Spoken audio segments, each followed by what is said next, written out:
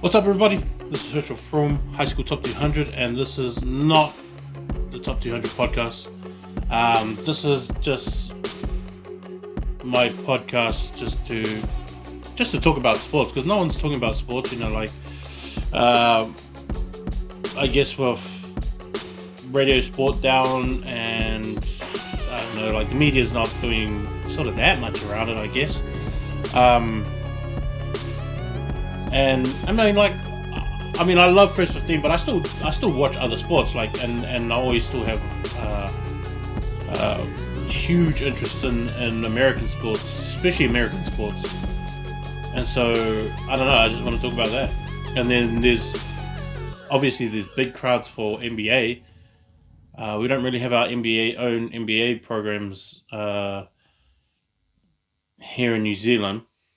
Or anything like that. But I mean, I guess I think there's a lot of space to do that. I just don't think that anyone really does it. I think there's some New Zealand podcasts that talk about NBA and American sports, or just sports in general. I'm not too sure. But I love talking about it, so I'm going to talk about that kind of stuff on this. And then keep away from all the First 15 rugby stuff. And I'll just keep that for the other podcasts that I do. And maybe just with, Mitre 10 has just started up. And I think the only surprising score was, and I'm a Waikato. Obviously, I love Waikato, and I'm a Waikato fan. But 53-28 against Wellington, because we were the underdogs. I don't think we should have won that game. Just on paper, I guess. On paper, we shouldn't have won it. But 50. There's a lot of big scores, eh? Like, I was looking through the scores. Even North Harbour to score 29 points against Canterbury is still a massive score. 29-43, 53-28. Otago 6, but Auckland 38 points, 24-41. Tasman over Counties. Even Northland beating Manawatu was a 43-26. 36-29 in the Taranaki and Bay of Plenty one. And then the only score that was sort of like a normal rugby game was 16-10. That's when, with Southland beating Hawke's Bay, which is, no. That one was the upset, I think. That was the upset. I think we had more of a chance of beating Wellington than Southland beating Hawke's Bay. And to do it by that, and that was like a really good game too. Like there was a lot in it, and I don't think anyone knew that it was going to be that hard of a game. And I think coming into this season, I don't think that anyone has given Southland a chance at winning a lot of games at all. But to hit off someone like Hawke's Bay is pretty massive, and doing it down in Invercargill is pretty cool too. But yeah, that was probably it must be more the All Blacks' inclusion in this, and how many all the top players playing.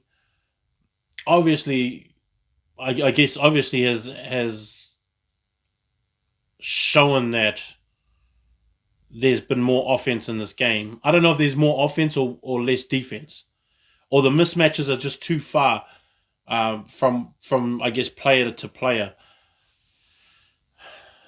But 53 points. The Chiefs, Waikato scored the most points out of the whole round, with Otago scoring the least. But yeah, I think even when you watch the game, it wasn't that much of a mismatch at all. And so that Tasman and Northland, because Northland won 43-26. against Manawatu. I mean, like, it is Manawatu, but that should be a pretty good game then with Northland on Friday, tomorrow night. And Tasman should be, because Tasman's probably the strongest out of the country, right? Shouldn't they be at the top? Shouldn't they be favourites to win this? Maybe other than Canterbury?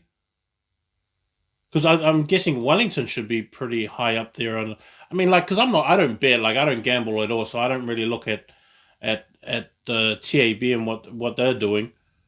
And usually they get really close to what it's supposed to be because I mean I guess they take into consideration a lot of historical stuff and I don't know what stats that they look at either. That's pretty hard because I know how it works with American sports and stats because to me I feel like American sports and stats um, they really can explain a lot of stuff that happens within the sport, but I don't think rugby is that sport. Like rugby, to me, and I've always said this, is that rugby has the most terrible um, statistics that they put out that you don't even really, it doesn't even dictate what's happened in the game. Not at all. Like it can be so one sided, but then the other team will win by a few tries, and so like it doesn't actually explain anything about it. But if you look at like American football, even league is the same league. You can look at their stats and go, yeah, that's. I don't even need to watch the game. I know kind of how it turned out. Even with football, American football, which I call football. Even with American football and basketball, like I can just look at the stats. I don't even need to watch the game. But yeah, I know how that turned out. I know how everything went, who played good, and how pretty much how the game went because they break it down into obviously because you break it down into quarters. You can easily look at people's stats quarterly and be like, yeah, I know where the dips and rises are and scoring or defensively how they did and where all the mistakes happened and all that kind of stuff. Whereas rugby's not that same way. Like you can't really explain it stats wise. So I don't know how that they, I guess, come up with their, um, I guess their favorites for the weekend for the season. I mean, unless they do it just with how I do my top 200, is that I take players that are returning back and potential guys that have been rep players and things like that, sort of taking into consideration their growth and all that kind of stuff that goes into it. But I don't know. I would just expect, just from looking at the squad, Wellington, Tasman, and Canterbury should probably be the most favourite ones, um, and Auckland to win the competition. That should probably be the top four. And I guess it depends on how long they stick around for too, with all the All Blacks sticking around. And now that they've added these games, which is the Bledisloe Cup games, um, and then they're talking about adding more guys to that, um, which I think is pretty cool. Like I think it's cool that Ian Foster's gone out and said, "Well, I'm going to pick a few more guys to add to the squad just because of how the bubble's going to work for them dudes." Like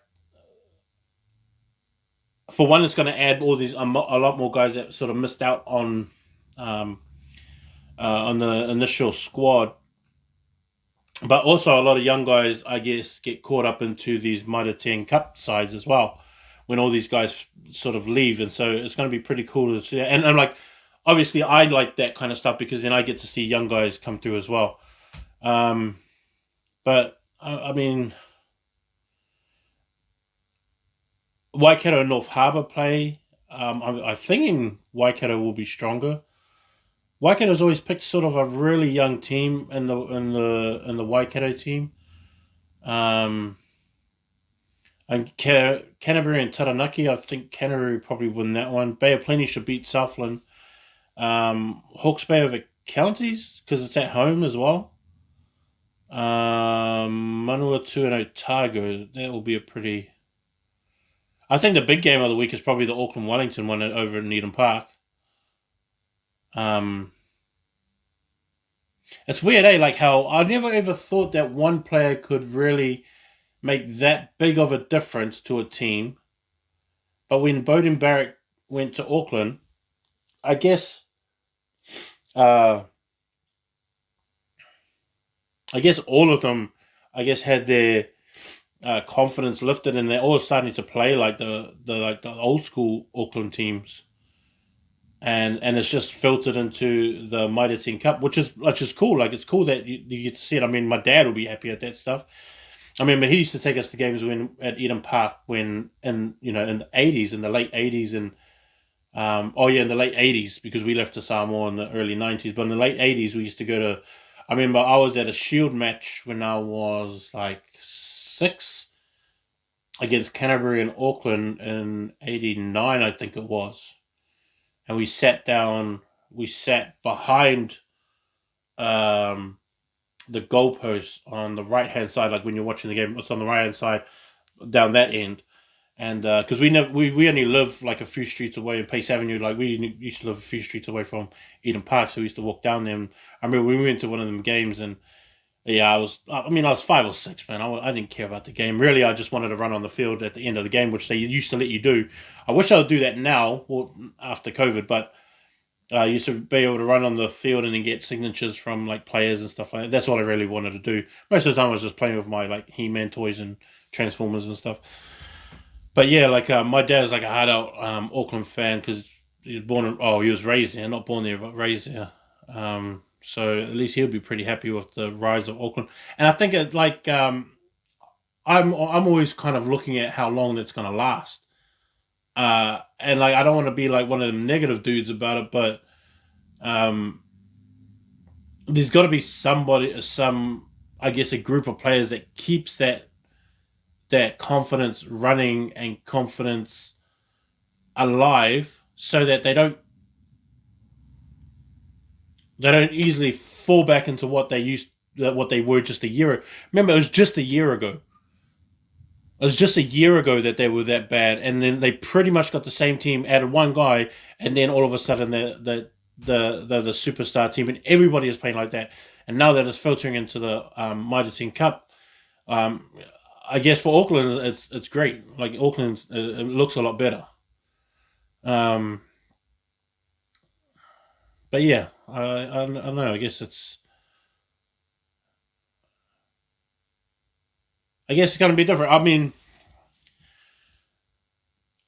it's only week one, going into week two, um, and I think we also got to like wait till these All Blacks leave to actually figure out and find out um, how well most of these teams are going to do when these guys are away. Because I mean, Auckland's going to take a big hit. Wellington's probably going to take a big hit. Canterbury will be the same. Tasman will be the same. All taking big hits. My Waikato team is only losing like 3 players or 4 players, depending on who else they pick up. Because I thought Lachlan Boucher was going to get a call up in the All Blacks too. I mean, he was our most on form player, not best player, but on form player. And I thought he was going to get a call up, but I mean, we do have a lot of good like loose forwards. But yeah, I mean, I guess the next few weeks are going to be interesting. Just see what really happens. Um, Seal Tompkinson getting 6 weeks, and I don't know. People, I don't know. Like I feel kind of uh, what do you call? Like I'm a bit divided in this because Seal's always been because I've seen him play since he was um, year 11 for Otago boys. He always hit hard. He always did, and he was like, to me, he was never. Um, I mean, they're trying to label him like a habitual kind of head high dude, but he's never been like. He's always been a hard hitter, but he was never like that. I never ever saw him like that, and I've seen some head highs in first 15 rugby, especially in first 15 rugby, where a lot of the guys, think that they're big hitters or think that they're good tacklers, but really they just pretty ruthless and reckless in the way that they do it. He was never one of those guys, so I'm um, kind of torn with the way that they see him now, and the way that, I mean, yeah, it looked bad, but I mean, I mean, what's his name? Owen Farrell. His one looked worse. His one looked like he was throwing a punch when he did it to that 18-year-old kid.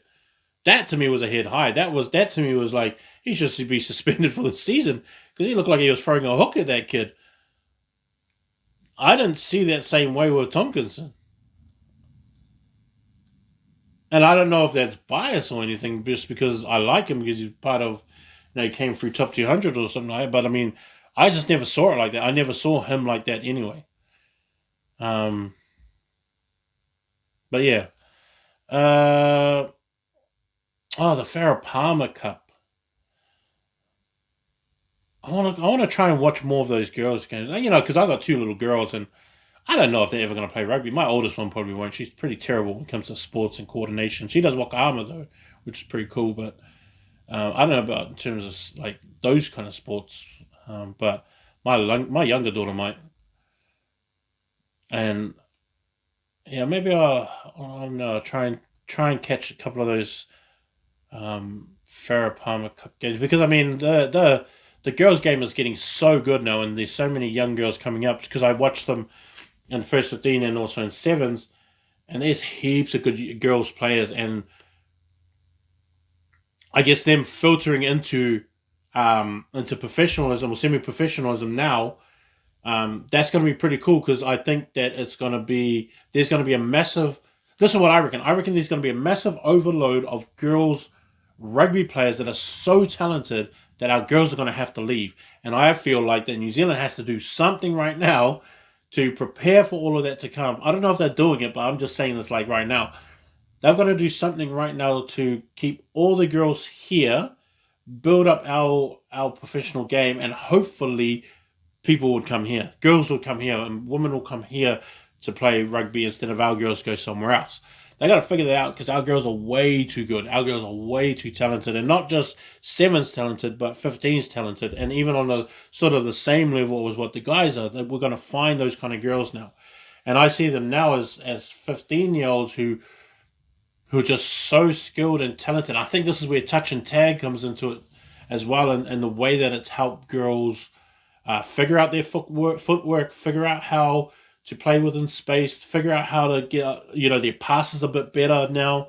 A lot of girls now read the game a lot differently, and it's really just built up within the last maybe 5 years, and it's all these kids that are coming through touch and tag and sevens, and it's just making it a lot better with our 15s as well. And so I don't know what New Zealand's doing with it. I mean, I keep an eye on stuff like that in terms of first 15. I know that they're not doing that much for girls and first 15 level, but I don't know what they're doing in terms of when they jump them up. It's been cool that I mean, I got a few ideas that I want to push past, and hopefully that New Zealand Rugby see it. And this is just from a first 15 level for our girls, but I want to put my idea out there. Hopefully they get it. Hopefully they see it. Hopefully they see what my vision is for it, so that it can help the girls as they transition in and transition in a bit better with a lot more skills that come along with it. And yeah, hopefully New Zealand Rugby gets it. They don't get it all the time. I don't know if they see it and then they don't understand it, or they understand they don't want to do it because it's my idea. Because New Zealand Rugby's not that open. They're not that open-minded. I don't care about saying it because they don't really like me anyway. So that's fine. They're just not that open-minded. They're not that innovative in the way that they should keep up with the times of how not just rugby is changing, but how the game is consumed in our time right now. Like, think about it. Like, if you look at our Mitre 10 Cup, just the website itself, it's terrible. To be honest, it's terrible, and it's really elementary in the way that it's done. Nothing else in it shows that they are willing to put enough money in there to make it more um, um, I guess not just easier, but so that we digest it a lot easier, and we take in all the information, all the videos, all the views, all the sites and information, stats, and all that kind of stuff. It's just not that way, and it's just really, yeah, it's really. I mean, I would be able to do a better job at setting this stuff up than they do, and then I could do a better job at them. And yeah, this is somewhat of a challenge. It's like I can do a better job than you guys. You get me in there, I'll come and sit down and I'll say, this is what you're doing wrong, and this is why it looks so terrible and looks so sort of amateur at the same time. And Mitre 10 is a really good sponsor, and they've stuck by them. But to me, the product for side of it comes from the New Zealand Rugby side, and they're not putting out a good enough product. We've got great product on the field, but in terms of everybody else that consumes it, because nobody, I guess, guys like people like us that watch the games, like we sit down and watch the games. We don't watch the highlights, but the ones that don't actually sit down and watch the games, because of whatever like time, like NBA's done this like NBA Mini, where they cut out all the talking, all that kind of stuff, and they just show play after play after play, sort of like a highlights, but it's a bit longer. So like if your game is like 2.5 hours, they cut that down to like an hour 10, and it's without all the fluff, it's without all the walking back to the bench, showing the replays, showing this, and all that kind of stuff, taking the ball out. All of it's just score. So you see the game consumed like that. Same thing with the NFL is that they do the same way. Even college football does it too. New Zealand, we don't have anything like that apart from, first half highlights, second part. It's like, no, how about we don't do it like that? How about you cut it down into different segments, different kind of segments, and show different sides of it? Not just tries of the week. That's easy. We've done that stuff before. But show different aspects of the game that people want to see. And New Zealand Rugby just don't do that. And that's because to me, this is what I think. To me, I don't think that these old fellas at the top talk to their kids or talk to their grandkids or look at the younger people and go, oh, what are you guys doing? Or like talking to the average person going, well, how much time do you have in the day? It's like, well, I really only have my smoke. I go home, hang out with my kids. I got a small amount of time where like I'm sitting on the toilet, like listening to it in the shower or in bed just looking at my phone before I go to sleep. Those are the kind of times that you're supposed to attack, because most people don't have that much time. But they don't have stuff like that. They don't even have proper podcasts like this.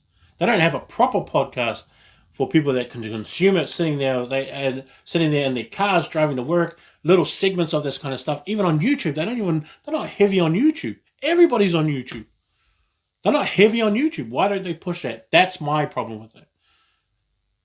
That's where a lot of people don't consume rugby that much, and that's where these guys at the top are not thinking about that kind of stuff and talking to the kids and talking to everybody else. Look at your grandkids. They watch YouTube every damn day. On my YouTube thing, and it's like some of you said on my YouTube, you'll see A for Adley come up. I don't watch that rubbish. That's a little girl. My daughter jumps on my thing and goes, hey, Lane, let's watch A for Adley. And then they got this other little boy and this other little girl opening presents and gifts and stuff like that. A bunch of Play-Doh things. I was like, yeah, my kids can watch that kind of stuff because they know how to navigate through that. New Zealand Rugby haven't even figured that out, that they say, no, let's push all our content to YouTube. Still haven't figured that out. And I'm just looking at I was looking over there, the Mitre 10 provincial rugby page, and it's got, Phil Kingsley, Jones, who just passed away. It's got him there. It's got Seal Tompkinson there. It's got week 2 of the Farah Palmer Cup and week 3, Counties Preview 2020, and this is September 13th. So look at this. On the 13th, right? On the 13th, they got 2 stories. Farah Palmer Cup review, round 2, that's 1. All Blacks make their presence felt in round 1. That's the second one. That's 2 on 13th of September. 15th of September, they skipped the 14th. 15th of September, they got Counties Manukau Preview 2020. On the 15th. Then the second one on the 15th is the Down and Match Appointments Mitre 10 Cup Week 2 and the Farah Palmer Cup Week 3. That's on the 15th. And so on the 15th, they got 3 stories. And then Seals one. Those are 3 stories. And then 16th, which was yesterday, just 1 story. Just one story. So out of all those teams, out of all the teams, and let me see, and this out of all those teams, both women's and men's, you can only come up with 2 stories, skip a day, 3 stories, 1 story. Out of all those games that they just had, nobody could break down anything or come up with a story of anything. And all of those, and they had 1, 2, 3, 4, 5, 6, 7 games, 7 games of men, and then 7 games of women, the 14 games. Out of all of that, you could only come up with those kind of stories in that amount of time. That's it. I can do that. I do almost more of that with high school top 200. And you guys can't fill out more than that. I got 3 rankings. I do 4 rankings. My top year 11s, my top 60 year 11s, my top 100 year 12s, my top 200 rankings list, and then my top 100 school ranking list. I can bring out more stories in that than you guys. As well as update my rankings. And I'm also previewing, and I'm doing my podcast from there as well. I do 2 podcasts a week, as well as upload old games that I've done before. But mine's getting more activity than yours. How come you guys haven't figured it out? Honestly, hit me up and I'll help you guys out. I've done this before so many times with you guys. Still can't figure it out. You still can't figure it out. Honestly, this stuff is tragic. I said that like I was Uncle Roger. But I don't get it. Anyways, let's move on to another sport. Yeah, we'll talk about the NBA just because I watched it yesterday. I watched the 2 games yesterday. Everyone thought the Boston Celtics Heat game was better. I didn't think so. I thought the Nuggets one was better. And I think everyone, because then they looked at Bam Adebayo's block right at the end.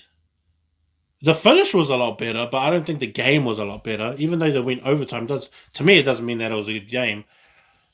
But Bam finishing with 18 points, 6 assists, 6 rebounds, 9 assists with a steal and 2 blocks. 3 turnovers, that's pretty good. 5 from 12. 11 free throws. Went to the line quite a bit. 5 from 12. At least he's getting a lot of shots in the middle.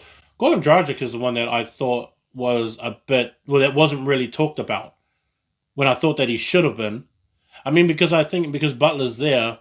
I mean, Grogan got all his free throws, 4 from 4, hit 50% on his 3-point, shot 11 from 19, ended with 29.7 rebounds, 4 assists with a block and to turnover. He had 5 fouls. It's okay. 13 plus while on the court. I mean, Hero done all right as well. I don't know. I just thought I thought they were kind of lucky though. I thought they were kind of lucky because I actually think the Celtics are playing better and a sort of a better team all round. I mean, Butler was shooting 50% from the floor, 2 for 3. Got to the line 6 times. Had 6 shots at the line. Got to the line 3 times. Maybe he should be hitting the, I mean, like Jason Tatum went 3 times too, I guess. But Jason Tatum, he shot, even though he ended up with 30 points, 14 rebounds, 5 assists, 3 steals, 2 blocks. Even 3 turnovers is pretty good. That's like for someone who touches the ball so much, 3 turnovers is okay. But he shot 10 from 24 field goals. And for like and for like moments there of the game, he was like real cold. And lucky Marcus Smart had a really good. I mean, he was shooting 50% from the floor,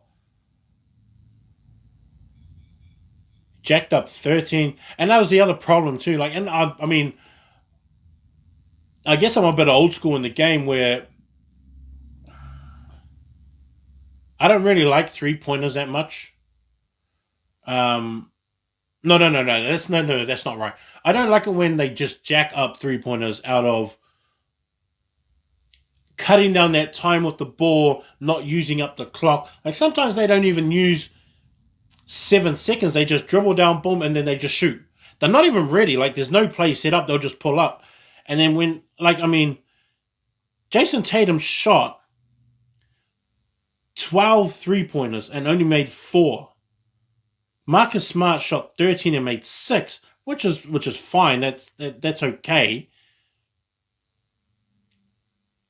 And shot 9 from 18 from the floor as well. Ended up with 26 points. And Marcus Smart is not a scorer. He's not your scorer. He's not supposed to be a scorer. So they're pretty lucky that he was on fire. Even like Jaylen Brown should have stepped up with 17 points. Kimber is probably like the worst one in that case where he only hit 1 from 9 from 3 point. Like why? And then even some of those 3 points were just that way where they were just jacked up 3 pointers. It's like why? I don't understand why you throw something like that up there.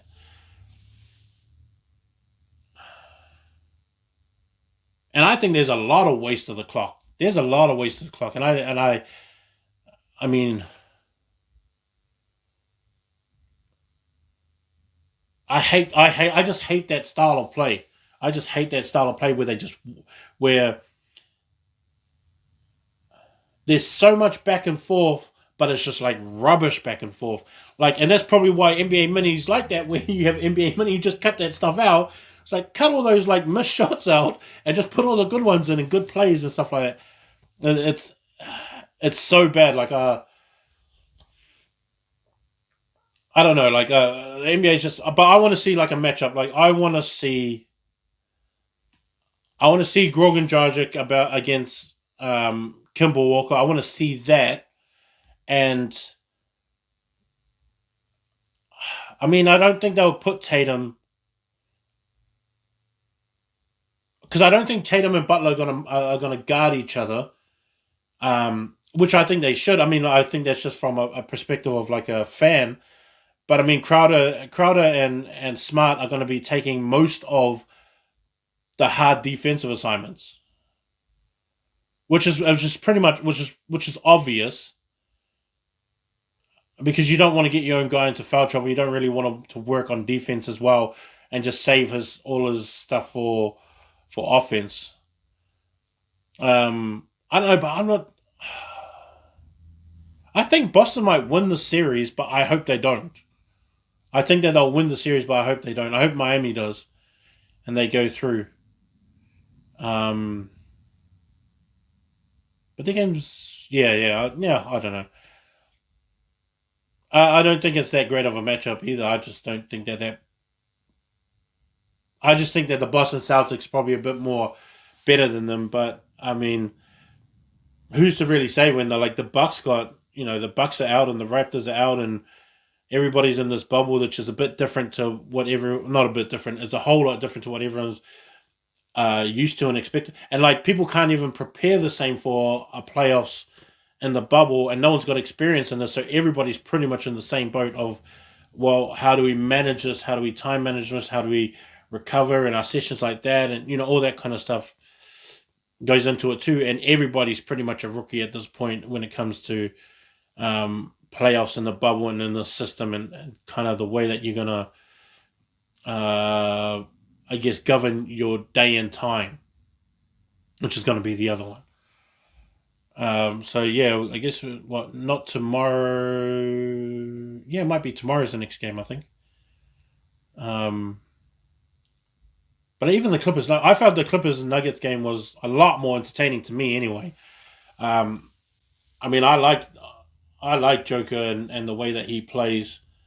Um, not just because he's like a big man not just because he's a big man. Like I mean, I've always favored the the centers and power forwards and small forwards. Like I'm not really into like small guards, even though Donovan Mitchell's like my favorite player because I'm a Jazz fan. In terms of that, and I always favor my Jazz teams.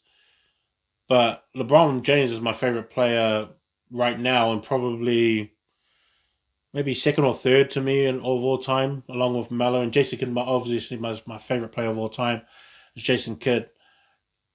But I mean, Joker's getting there for me, like in the way that not the way that he plays, but just his performance all over. He's just so awkward. He'll probably be like the equivalent of what Conrad Smith was when you watch him play center. Is that it wasn't what you expected your player to look like or your superstar to look like. Even Conrad Smith just ran funny, like passing, like his tackling, and he just did it in an awkward side of kind of way that was just different, and it just wasn't what you were used to. But then, obviously, Conrad Smith was one of like the best centers we've ever had, and that's kind of what Joker is, right? I mean, like he finished with 22 rebounds, 13 assists, and 16 points, and to me, he he wasn't aggressively trying to score. Kind of like what LeBron was. Like LeBron doesn't aggressively try to score because he could be selfish and score all the time if he wanted to, either by getting in or getting to the basket. Either way, he's going to get to the basket, and then you're going to have to foul him or he's going to make it. That's kind of how I see it. And the way that I think I think it would have frustrated me more if I was a Clippers fan, or even if I was like a Kawhi fan or Paul George, was that um, why did you? My question was always like, why are you guys double teaming him even into the fourth quarter when the first three quarters it wasn't working at all? Even in the first two quarters, it wasn't working.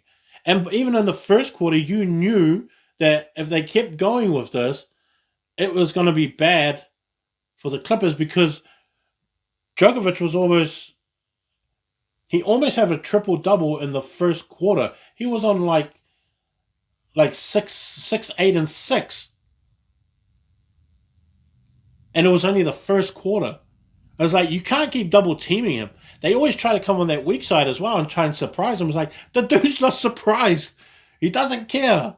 He's just finding all these guys in the corners, and sometimes they would just find the open guy, and then it was a shift, and the ball movement was so quick that the Clippers weren't able to move across, and then Murray started heating up when he had 25 in the first half. It's like, yeah, of course. Stop doing that. Stop coming around on that weak side and trying to surprise him with the double team, because the dude's just like looking over his shoulder. He's just like, oh, there he is over there. And he had so many points of guys cutting to the basket, and I'm surprised that Gary Harris didn't score more points than he did in 14. And all these cuts to the butt, he was just finding all of them. Jeremy Grant did really good. I thought Paul Millsap played okay just to take sort of attention and floor space away from the Clippers players. Even when they try to extend them out a bit of the court and then finding those guys in the corners, and sometimes they wouldn't even concentrate on who was in the corners, and then those dudes were cutting in, and Djokovic was just finding these little passes in the lane, and they were scoring on them. And I couldn't understand why. And I think this is where Doc Rivers is going to be. And people say that he's going to get fired. I don't think he's going to get fired, only because I was just like, well, who else is out there that's better than him? It's not Tyronn Lue. He's not better than him. I don't even know who else is out there in terms of coach. Even in college coaches, I mean, like those college coaches like Jim Boeheim and Mike Krzyzewski and like those kind of guys. Those guys aren't going to come up. They would have come up years ago. They're not going to. They're not going to switch. They're not going to change. Yeah, even Roy Williams and that, they won't move over. Like it's like, why you just stay at North Carolina and Duke and Kentucky? It's like even Calipari, he won't move. And I don't think there's a lot of guys even in the NBA circles in terms of coaches that will be able to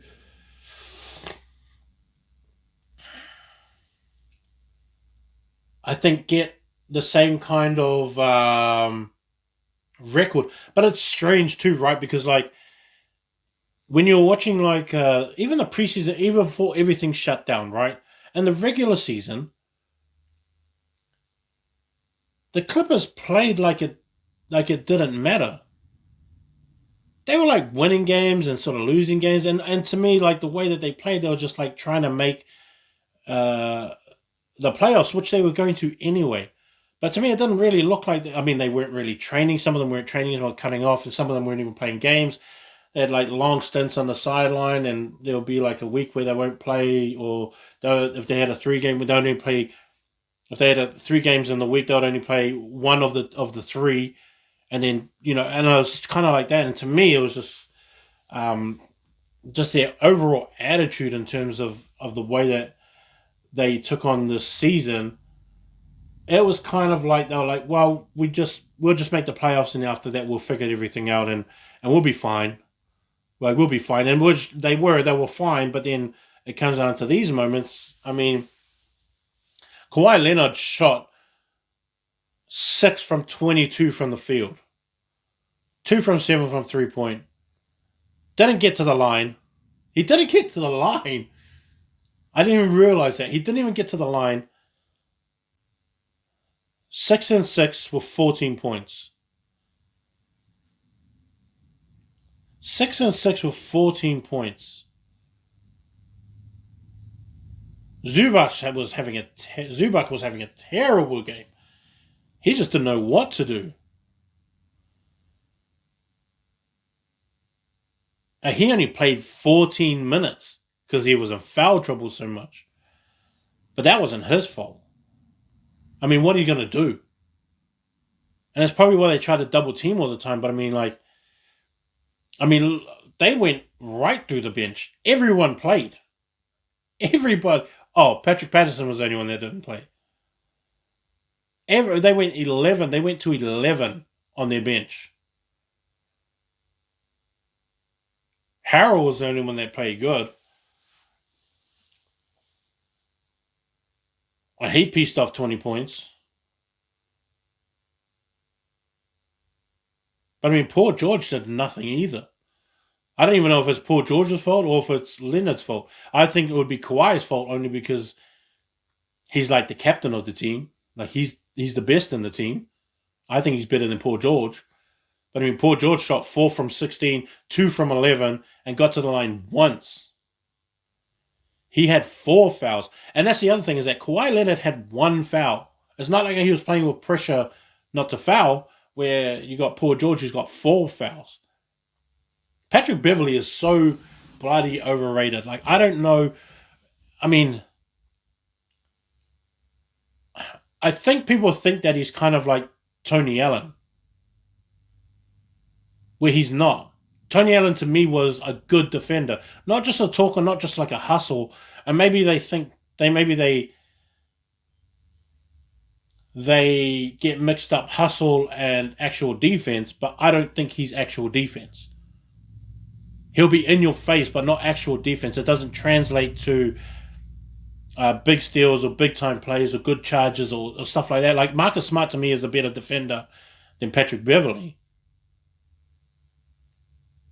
From a guard's perspective, that's what I think. I think Marcus Smart is way better than that. Like Chris Paul is a better defender than Patrick Beverley, but for some reason they think Patrick Beverley is the one. Like it's kind of like for like you older fellows who thought that like who calls himself the Kobe stopper. Like Ruben Patterson was a Kobe stopper. He called himself the Kobe. It's like, bro, you're not a Kobe stopper. Bruce Bowen was like a Kobe stopper. Bruce Bowen was like a stopper for everybody. Everyone struggled with Bruce Bowen. He was like a real defender. Even Ron Artest was the same. I'm not going to call him Meta World Peace or whatever he says his name. His name was Ron Artest to me. Ron Artest was a defender. I really liked Antonio Davis and Dale Davis. This is like 90s, early 2000s stuff. To me, those guys were kind of like defenders. Patrick Beverley, to me, is not like one of those kind of guys. Gary Payton was a shutdown defender. Even John Stockton was kind of the same in that way. And I'm not saying just because those guys are legends, but that's just what they did. Eddie Jones from the Lakers, who was also one of my favorite players, he was a shutdown defender too. long. He was 6'7", long arms. Tayshaun Prince was kind of was the same as well, where he wasn't just a long defender. He got his feet in front of the player, moved his body with it, knew how to set his feet, took the thing. Even Ben Wallace was the same as an underguard, as an you know, undersized center at like 6'8" or 6'9", and he was guarding in a league where centers were big and centers mattered. He went up against Shaq and was doing his thing, and he still had Hakeem and all those kind of guys. And he did it then. Those guys to me were defenders.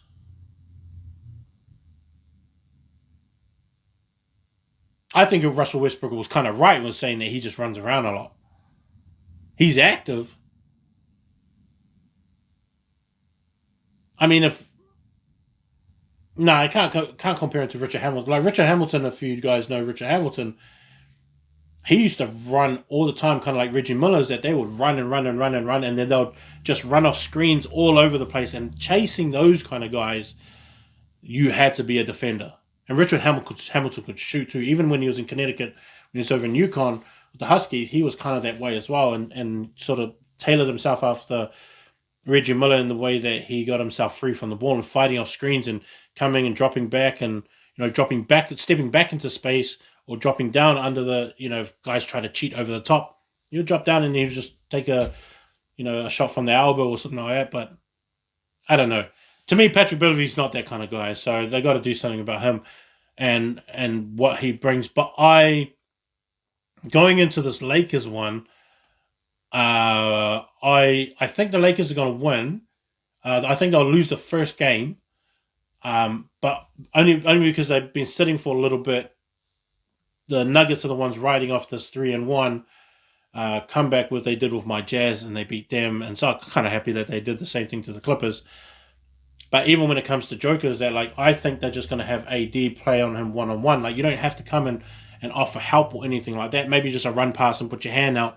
And then having long guys like Danny Green and that sort of just when they're marking up against, Harris or Murray, is to sort of get their hand across as well and sort of spread that and get. I mean, because if you still have JaVale McGee as well as Dwight Howard, at least you still got some big guys there to even make it bad for him. I mean, JaVale McGee can stand there as well as a center, then have AD play power forward. Then they're the ones that sort of have to match up because Paul Millsap, to me, won't be able to mark those kind of guys. Even with Mason Plumlee and Michael Porter Jr., who I don't know why Michael Porter Jr. spoke out before about, give someone else a chance and all that kind of bullcrap. It's like, bro, even though I liked him from high school, and when I first saw him, I saw him in high school before he went to Mizzo. Then after that, got injured. I still liked him coming into the season, coming into the NBA, and him taking that first year off and then come. But I mean, he's still got to wait his turn and still develop himself. And so, I don't know why he talks, but he's going to have to really step up in the season and in the series against the Lakers if they're going to make a run to that finals. They should try and get Bobo in there as well. Maybe see what he can do. Give him a shot. Yeah, probably should try and give him a shot. Maybe that's just me. NFL. We'll jump to the NFL. I guess my team won. Like, I'm a Chargers fan, hard out Chargers fan, and my team won against the Bengals. I mean, we're going up against Joe Burrow, who's obviously the number one pick, but I think we could have done better against him because he actually passed pretty well. He wasn't under that much pressure, which I would have liked more of in terms of Joey Bosa and Ingram and Tillery, guys like that. Maybe Denzel Perryman coming in a little bit Um, Not so much playing back, but maybe playing up to the line a bit more, maybe stack the box a little bit more, and maybe show pressure, but not actually blitz as much. But I mean, we got a sack. Tillery got a sack, and we got an interception with Ingram. That's kind of how the game ended. But I thought we should have done more. Um, I mean, Casey Hayward was was the AFC Player of the Week, um, who ended up with like 12. What was it? 12 tackles. Yeah, he ended up with 12 tackles. Um, but I don't know. Maybe just expecting too much. But I mean, we've got to also remember that they don't have preseasons anymore, so that you're kind of figuring it out on the run as well. Um, I mean, we kind of saw that as well with the Texans and the Chiefs, how they played. Um, yeah, and trying to figure it all out. And so, um, yeah, I don't know. Maybe I'm just asking of too much, or just of the first game. Um,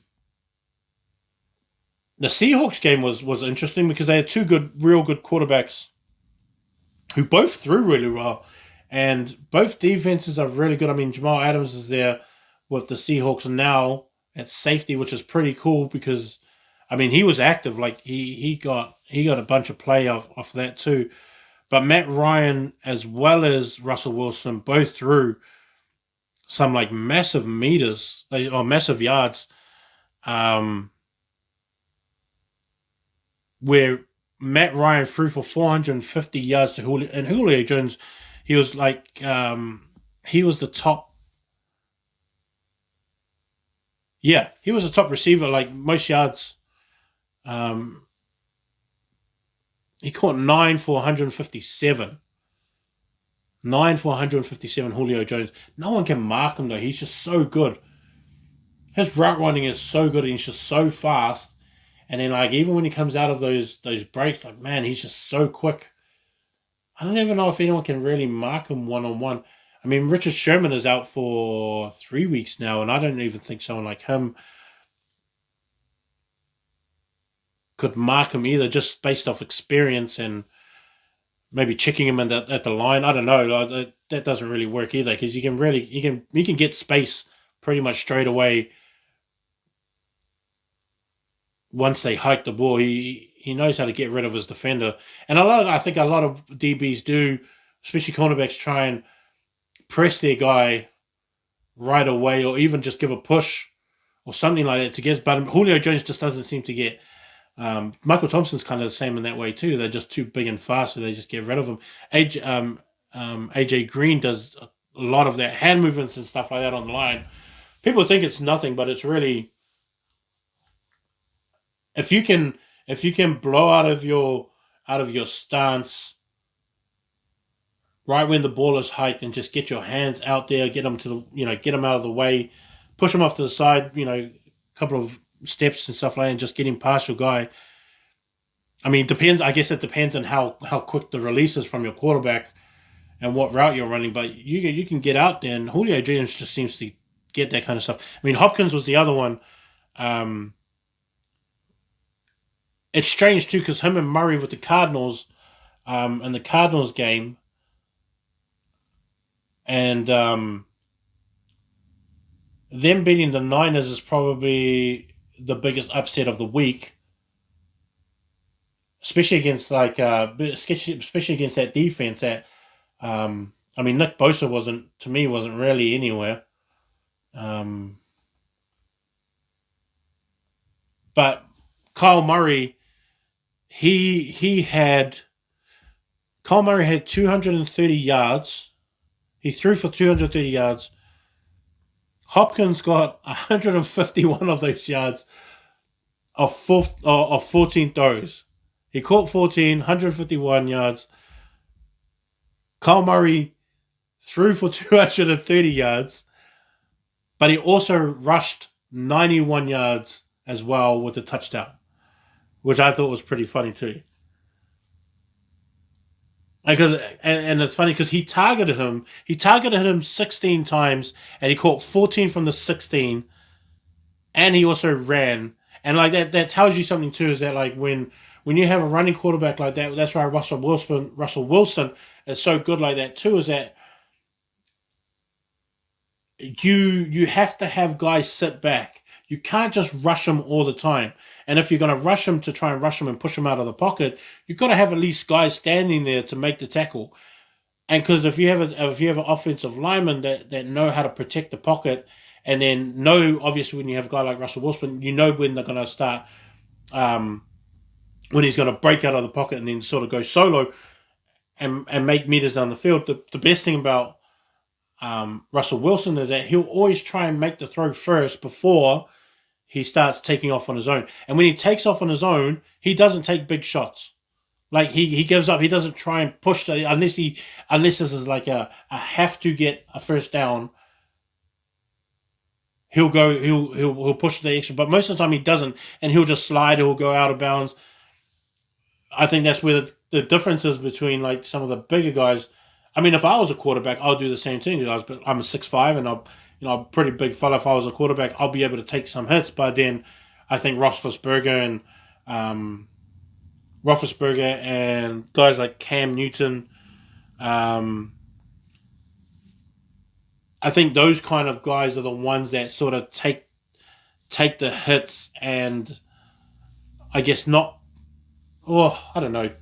If you got 2 Super Bowl rings, I guess that's kind of all right. But they're not going to be. It's not going to be good when they're old. I mean, you can't take too many big hits from big defensive linemen, like big massive nose tackles and defensive tackles that will just hit you and kind of just take the hit. And the thing with Roethlisberger too is that he'll shrug off a few tacklers as well, and then just take a big massive hit, but then just get up because he's a bloody tough guy. But Kyle Murray's got to be the same as well. It's just like, yeah, he ran for 91, but then they're gonna figure that out. They're gonna figure it out soon, or figure out how to push you or press you one way where it is um, a bad situation for him to run, or push him into part of the field where he knows that if he runs that way, he's going to get hit, or he's not strong, throwing on the run, running right or running left, depending on what it is. And I mean, they'll do all their homework and that kind of stuff. Um, but yeah, I thought that was. I think it's going to be interesting for the Cardinals, and just watching how him and Hopkins. I mean, because I guess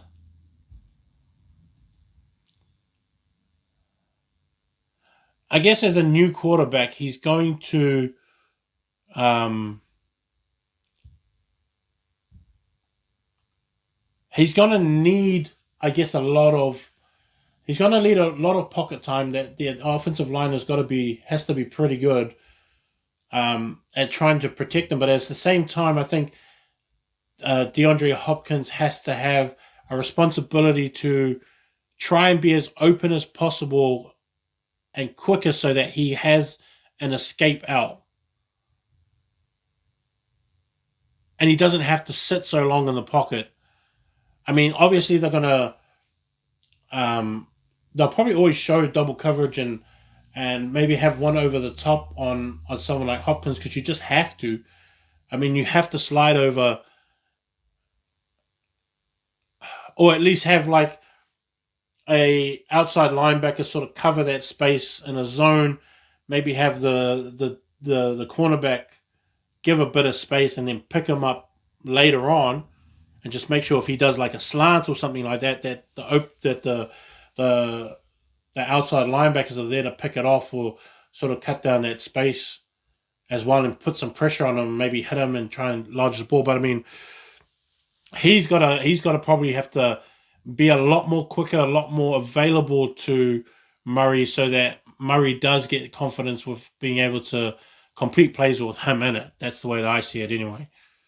Um, I mean, Devontae Adams was also another one that had a big week, but I mean, he's got Aaron Rodgers, who's not, he's a Super Bowl winning quarterback, but has a lot of experience as well, so he doesn't have to have the same kind of pressure on him. But Devontae Adams is also a guy that he gets open a lot. I think it's just whether Rodgers wants to throw it to him or not. But I mean, he caught 14 balls on the weekend as well. Um, they were like the main ones, I think. Um, was Julio Jones, Hopkins, and Devontae Adams. They were like the main ones.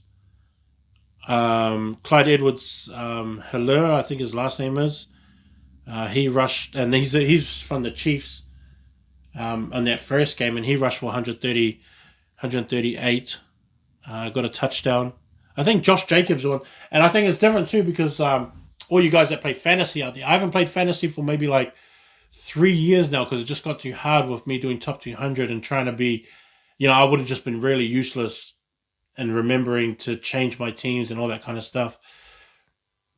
But I mean, those that picked up Clyde Edwards, Hilaire early, um, I don't know how long that's going to last for. But I mean, Josh Jacobs is probably one. Derrick Henry got a lot of yards, 160 yards on, um, no touchdowns. But I mean, Christian McCaffrey as well. Like Christian McCaffrey did good. Um, he got 96, 2 touchdowns. I wonder what his receiving was. Because he's one of he's probably got to be the top pick, right? Is he the best to pick up for fantasy? I guess if you had your draft, you'd be picking him up first. He's got to be.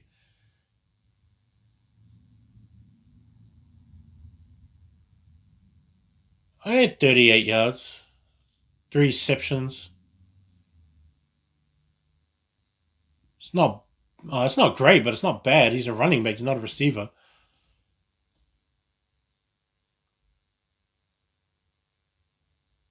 Malcolm Brown had a good day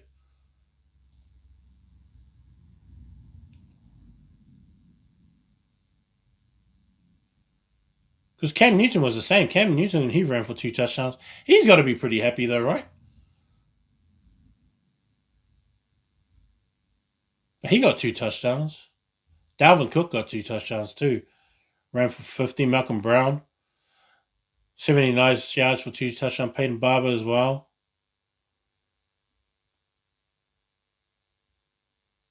Yeah, he's got to be a pretty happy. Alvin Kamara, after getting paid 16 yards with 1 touchdown, 12 attempts.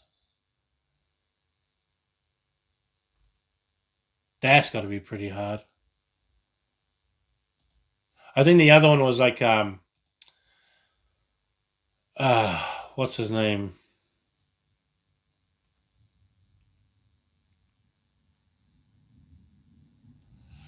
Who was it from the Giants? He was probably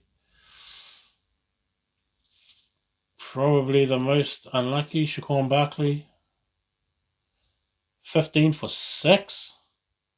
And like, it's not entirely your fault, especially as a running back. It's not entirely your fault if you don't get those meters, because sometimes if your offensive line is terrible, then you're not going to make that many. I mean, I guess if you're going to play in the A gaps, that will probably be the most safest. But if you're not that kind of running back, I mean, you're not going to make it to the next level. Um, you're not going to be able to pass that defensive line and then get into the linebackers with a terrible line. But even if you go through the A gaps as well, I mean, lucky he wasn't playing something like Washington, like where Ryan Kerrigan and Chase Young, and that defensive line got 8 assists, or eight sacks, I think it was.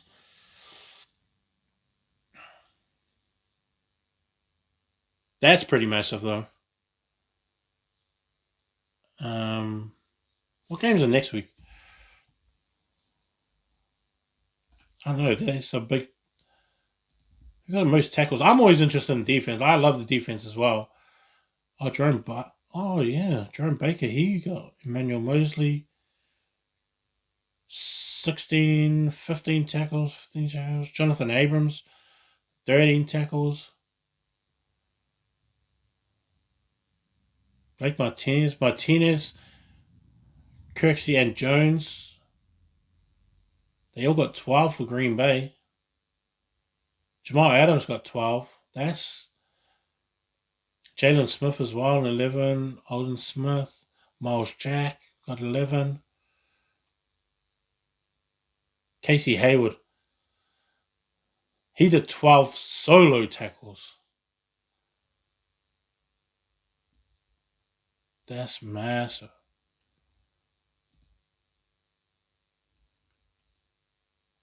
Who pulled off the most sacks?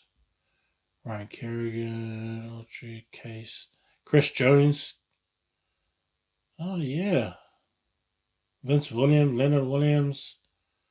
Christian Walker, Steven Tuitt. Oh, yep. That's right. Jason Pierre-Paul got one with his one hand. How does that mean? Blow up your fingers, eh? Ugh. Gross. Anyways, what do we got for week 2? I don't know who your guys' teams are. Mine are the Chargers and Bengals and my brother, my older brother, he's a Browns fan, and he just chose the Browns. A few years back, I can't remember who he was cheering for before, but yeah, he's got the Browns. It says, I don't know. I don't even care who wins that game. Giants and Bears. I think the Bengals will win that one against the Browns. Giants and Bears. The Bears play pretty good, so I think the Bears will win that one. I think the Falcons are going to beat the Cowboys. Green Bay is going to beat the Lions. The Vikings defense has lost quite a bit. And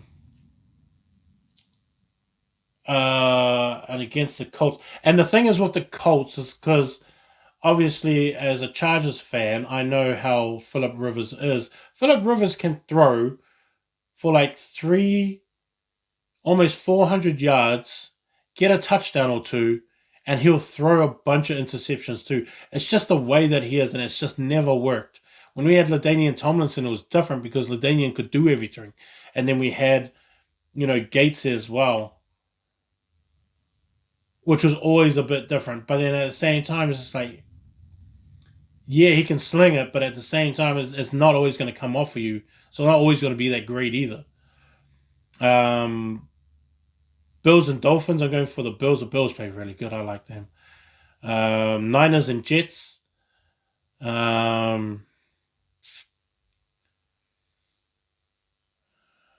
Jets, Jets. No, I think the Niners are going to win that one. Sam Donald, I like him. He's one of my favorite quarterbacks right now. Just him himself, not, but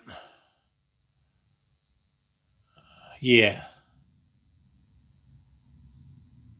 Yeah, I think the Niners are going to win that one. Eagles and Rams. I think the Eagles are going to win that one. Steelers are going to beat the Broncos. Buccaneers should beat the Panthers. I don't know. Brady was terrible. I didn't actually like he threw that pick 6, and you could clearly see that guy standing there, and he still threw it. It's like a lag. Maybe it's like old fella lag. Titans are going to win against the Jags, I think. I'll take Washington football team over the Cardinals. Ravens, Texans, that would be a big one. I think the Ravens will be there. Lamar Jackson's so good. Oh, my Chargers play in Inglewood, California. We play in the new stadium against the Chiefs, meaning we're going to get smoked by the Chiefs in our first time. It's like, why would they schedule that as our first game in that stadium against the Chiefs? We want to get a hiding from our first game against the Chiefs and our first in the stadium. Our first time in the stand, they want to do that. So dumb. Patriots and Seahawks, I'll take the Seahawks easy. And the Saints are going to beat the Raiders in Las Vegas. I think so. Saints are still good. Michael Thompson's still out too, right? I think it really just matters with him. But, yeah. Tomorrow's game, Bengals and Browns. I'll watch it just because it's on, and that's the only game that's on. I'll watch it. But I don't think it's going to be that great. I actually think it's going to be kind of boring because I don't like Baker Mayfield either. And Gary Oden, who's like one of the comedians I watch a lot, the Bengals is his team hard out. So I hope they win. I mean, I always like AJ Green because I like guys that come out of Georgia and Penn State. I mean, those are my football teams, is Georgia and Penn State, as well as BYU, as always. BYU is always going to be one of my teams that I watch all the time, especially with basketball, college basketball as well. College basketball, I always go for Duke, Kentucky, and North Carolina, the Tar Heels. And I've watched them those were just the first teams that I saw. Like when I saw Jamal Mashburn for the first time when he was in college at Kentucky with Tony Delk and that, but I didn't really know that he was good. I just saw him and he was played mean in the game, and then I saw Anton Walker and Ron Mercer and that also at Kentucky, and that's the reason why I like Kentucky. And the same thing with with North Carolina. When I saw Vince Carter and Jameson there, I don't know. I just obviously you'd like them, but even then when they got Rasheed Wallace and that was the same thing. When they were there, I just loved them as well. And Duke was the same. I like Elton Brand was my first favorite player from Duke. I mean, I saw Grant Hill, but that was just replays and stuff. I didn't actually see him play, but Elton Brand was the first one that I really saw at Duke, and that's the reason why I like them. But yeah, those are my teams. Anyways, that's this podcast. I don't even know what the podcast is called, but that's this. Search for Top 200. Peace.